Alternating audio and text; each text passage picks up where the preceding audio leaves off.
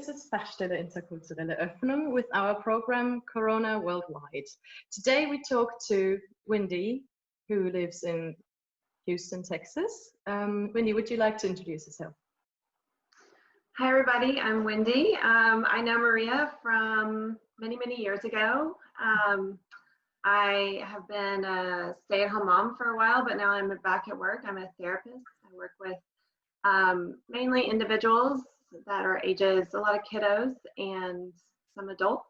A lot of working with a lot of kids that have anxiety, and yeah, 2 girls. They are 8 and 11, and my husband is from Germany, so that's how we met. And yeah, that's about it.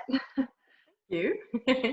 How are you, and how did you experience the last weeks or months? Yeah, we are good. It's been a roller coaster for sure. It's been an interesting time. You know, at first we really didn't know what to expect. I don't think any of us knew the depth of what was happening, I guess, or the how impactful it would be. But then as we kind of went along and saw day by day how things were changing and affecting everyone, you know, it just really kind of started to settle in. And now we here in the US or in Texas, we are starting to open things back up. And so that's kind of interesting too, to see how that works. So yeah, it's been interesting. Mm-hmm. So do you still have official rules concerning COVID-19? Yes, so in the US, it's determined by states. It's not a federal rule that applies to everyone. So every state was handling it kind of different. For a while, we had restrictions where we couldn't travel to certain states. Like if we traveled to Louisiana or New York, when we got back, we had to quarantine for 14 days. There's been, you know, recommendations that you should wear a face mask, but that has not been, you have to wear a face mask. So it's just a recommendation. We were talking a little bit about the response that you will see is a little bit different depending on where you live. So I live in a very conservative area, and the response here has been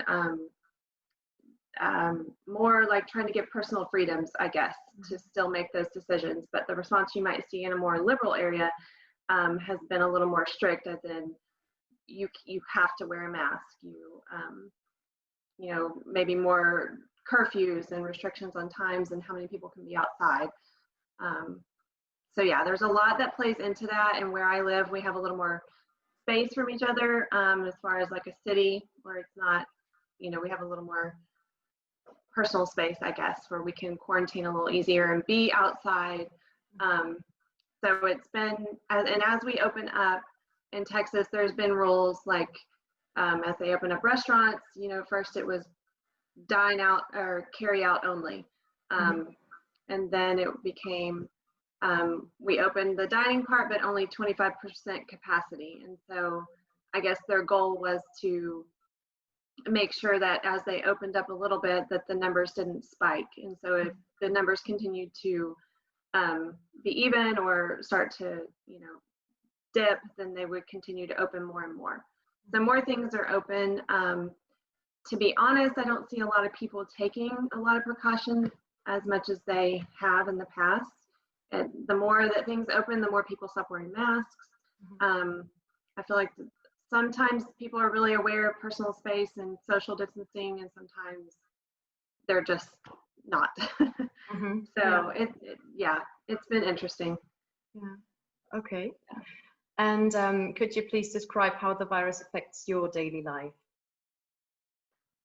So I said before, I have 2 kids, and so they canceled school. You know, we didn't really know at the beginning. They kind of canceled a week at a time, and then a month at a time, and then eventually our governor canceled school for everyone. And so when that happened, or when they kind of realized, I think when everybody realized this was not a short-term thing, a long-term thing, our schools put out stuff online for our kids. So we started having to do homeschool.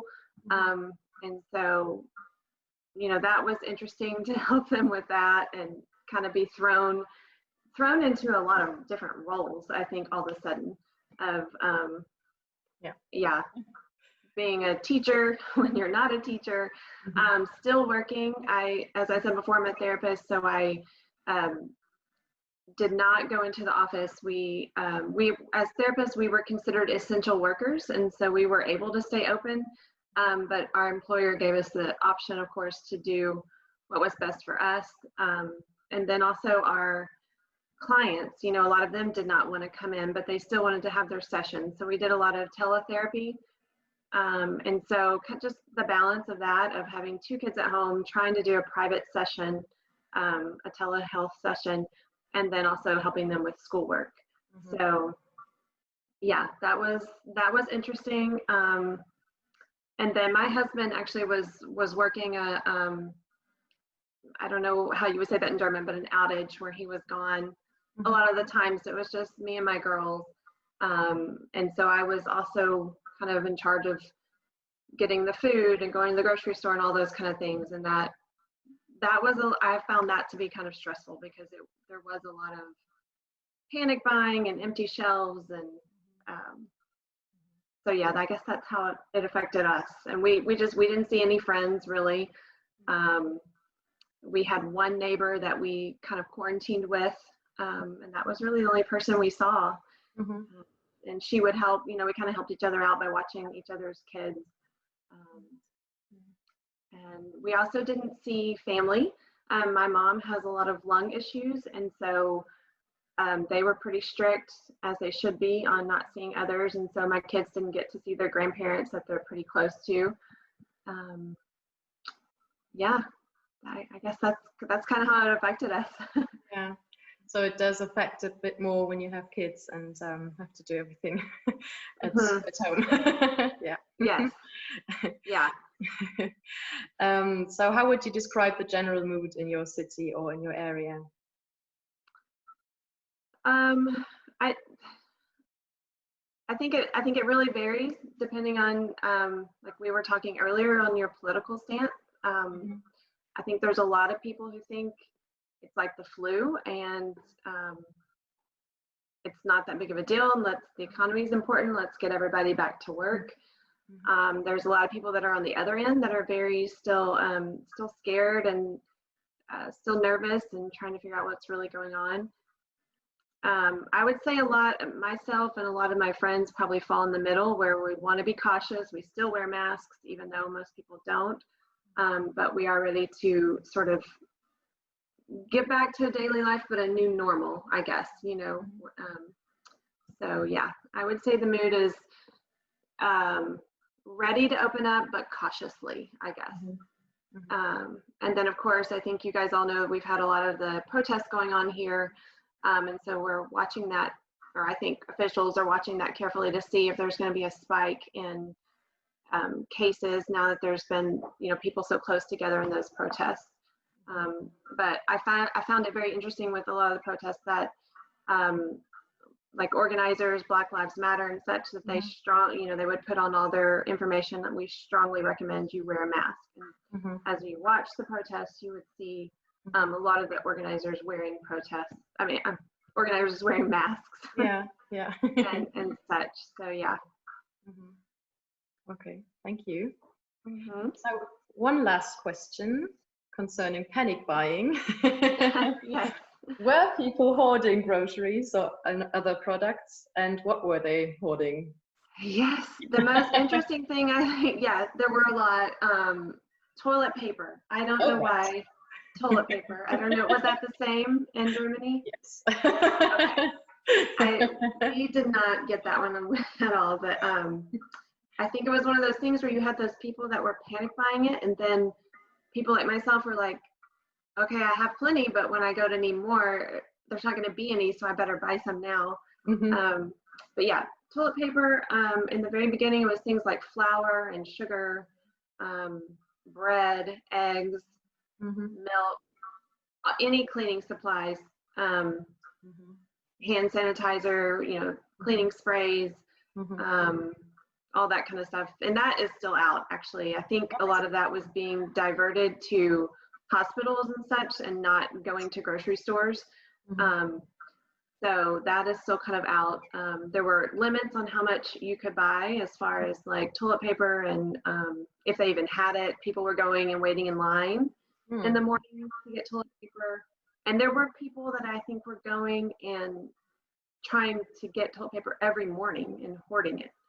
And so that was kind of frustrating, especially being the only one able to go to the store and having to leave your kids to go to the store. Right. You don't really have time to go to 10 different stores to try to find toilet paper. So yeah, what else? There's been meat shortages, but not, I would say perceived meat shortages, to be honest, because there were a couple of meat plants that were shut down. And so there was limits on, you can only get 4 packages of meat or whatever it was. Yeah, and then random things that we would figure out, and we're looking for a bicycle for one of our daughters. You cannot find a bicycle anywhere. I think when everyone was home, they had time to bike, and bikes are out of stock. You cannot find a bike. Fishing supplies, can't find fishing rods, and just random things you would not think of. I guess when people were home, they had time to fish and bike. And my sister told me that you can't find like weights for working out. Oh, right. Okay. So just kind of random things like that. So the grocery stores are a lot better now. There's a lot more things. Okay. But we have a great grocery store here that I think really tried to, they would just limit one brand. So you don't have 5 brands, but you have one brand and you have a ton of it. And so after a while, they kind of started taking that approach. And that's when we started having like tons of eggs or, things like that. So yeah, it's been very interesting. And I found going to the grocery store to be very stressful, because you get that panic. I feel like there's not going to be enough, So anyway, yeah. So let's hope it all gets better. Yes, it is. It's definitely getting better. Yeah, there's plenty of stuff, and we'll be fine. Okay, so this was the last question. Thank you very much for the interview. And I say see you. Yeah, good to see you too. Thanks for having me. Thank you.